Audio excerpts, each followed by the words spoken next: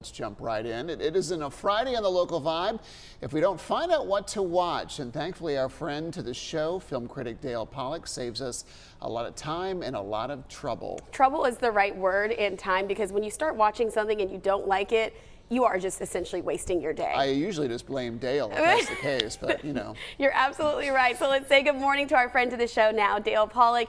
Dale, thank you so much for being with us as always here on this Friday. But we've got to talk about Indiana Jones and the Dial of Destiny. I mean, this series has been going on since what, the 80s at this point? Definitely. And it's now finally getting another new series here in 2023. We got to hear about this one. It's another reboot, and honestly, I don't believe they should have done this one. Harrison Ford is 81, and he looks it in this film. And the person who should be nominated is his stunt double, who does an amazing job and goes basically anonymous.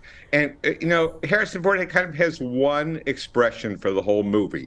It's kind of distaste, disgust, and a little bit of what's going on right now. And the film starts out with a process that I find creepy, and that's de-aging. So at the beginning of this film, you get what Harrison Ford looked like when he made the first Indiana Jones movie. And it's unsettling to see a young computer-generated version of an actor. It just, to me, puts the whole film on a false note. And, you know, this does go back to 1981. The Raiders of the Lost Ark, the Temple of Doom, The Last Crusade, those were the great Raiders movies. And nothing since then has really equaled those, and neither does this one. It has some great set pieces. It duplicates elements of the earlier Raiders movies. So I'm not saying it's not enjoyable. It's a fun ride, which is why I'm giving it 3 popcorns.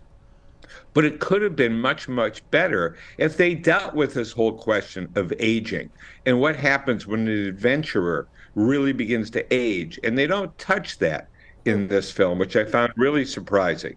So because of the really great action pieces, I'm giving it 3 popcorns. But I think it could have been better. And Harrison Ford, it's time to retire. Yeah, 81, that's tough to be an action hero at 81 years old. I don't care who you are in that case. What about the performance of Phoebe Waller-Bridge? I really like her.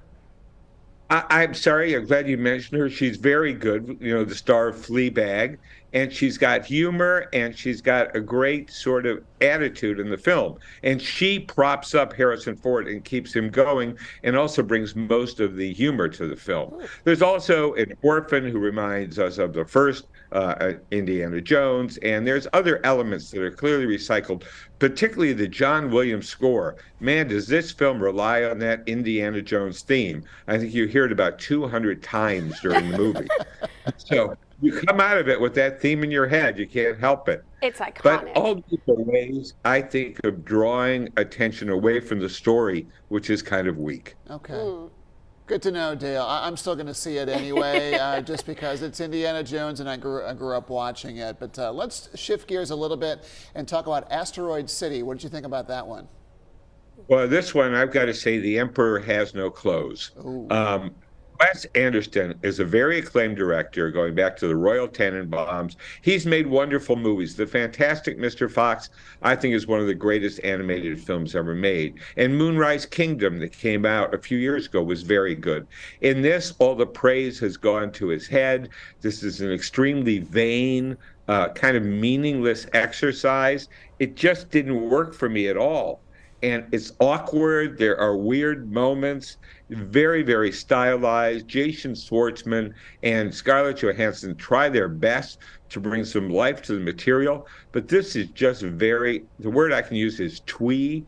It's just very mannered, very self-reverential. That's what Wes Anderson has become. He's got a following. Yeah. There's no doubt about it. But I think this film really says that the Emperor is standing there naked. He doesn't have anything to hide behind in this movie, and it just dawdles its way through 2 hours with, for me, almost no laughs or even very few smiles. So given the expectations that I have for a Wes Anderson movie, this was very disappointing, and I'm only giving it 2 popcorns. Okay. All right, well, that's certainly something to keep in mind. It's sad to say that because Steve Carell's in that, and I love Steve Carell. He's one of my favorite actors as well. But I mean, no smiles or no laughs. He's No. comedy. That's who Steve Carell is. It's tough too because Wes Anderson puts together these great ensemble casts, and so as Dale is saying it, you really have high expectations for it. But if there's no story and it's not funny, Yeah. what's the point? All right. Well, hopefully Extraction 2 fared better, Dale. I mean, we've gotten a 3 popcorn and a 2 popcorn. Do we finally have a 4? You can have this one, Christina. This is a 4 popcorn because it does what a sequel should do. It basically takes the template for the original and makes some changes in it, but it's the same kind of story. And Chris Hemsworth, who is never an actor who does a lot of emoting, is actually very, very solid in this. And it has great stunts. It has great car chases. It's, again, one of these movies, you're watching it on Netflix, and you kind of wish you could be watching it on a big screen because it's got a lot of big screen elements. And unfortunately, it's limited to the size of your television set or your projection system. So in a weird way, I would like these movies to be in theaters. This, to me, was a more entertaining movie than the Indiana Jones movie was. Okay. And it has about the same number of set pieces. But this, it's all done really well and very slick. And again, Chris Hemsworth is getting better as he acts in more and more films. Awesome that he deserved those 4 popcorns. We have them up there on the screen now. So this seems like the better action option for this weekend, if that is your flavor. Is that right, Dale? That's right. And it's a good sequel to the first Extraction, which I think was one of the highest rated movies ever that Netflix has made. My goodness. So this is a worthy sequel. I haven't seen the first one. I'll have to do that too. I actually haven't either, so we I'm have some time to surprised, carve too. out this. Dale, I have to tell you for the record that once we started popping up Chris Hemsworth photos on the television, Christina didn't hear a thing you said, so yeah, I'm definitely going to tune She's into a this fan. one. I'm a huge Chris Hemsworth fan. That just comes from Marvel. It's nothing else, Brian. Sure, of Nothing course. super obvious there. All right. Well, thank you, Dale, for your time Thanks, this morning. And then one more time for those viewers at home. These are the titles that Dale was talking about this morning: Indiana Jones and the Dial of Destiny, Asteroid City, and of course, Extraction 2. If you'd like a full list, though, of those recommendations that Dale has, always visit his website, dalempolick.com.